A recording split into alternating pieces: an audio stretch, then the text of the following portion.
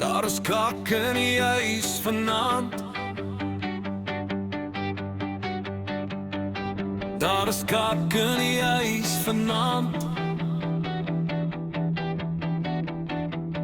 Wie gaan ons kindertjies voer, terwyl mami vir papi so moe?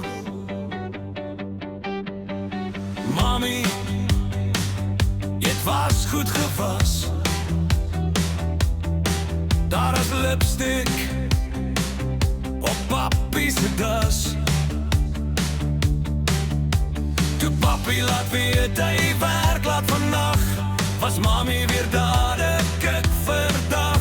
Toe papi by die huis aankom en mami ruik parfum aan hom, trek sy net daar al haar klere uit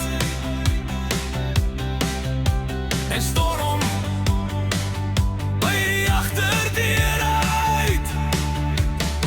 Daar is kak in die huis vanaand. Daar is kak in die huis vanaand. Wie gaan ons kindertjies voer, terwyl mami vir papi so moer?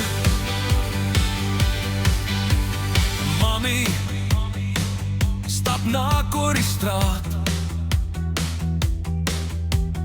Papi sit daar agterna.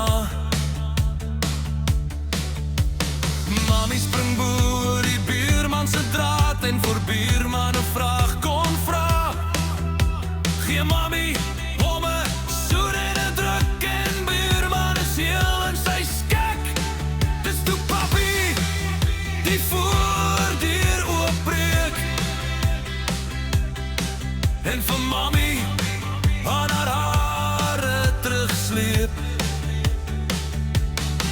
Daar is kak in die huis vanaand. Daar is kak in die huis vanaand. Wie gaan ons karretjies voer, terwyl mami vir papi so moer? Mami, papi, ons is honger. Hou op om mekaar so te donne. Oor net 2 weke is ons klein boetie daar. Dan is ons weer lief vir mekaar. Maar tot dan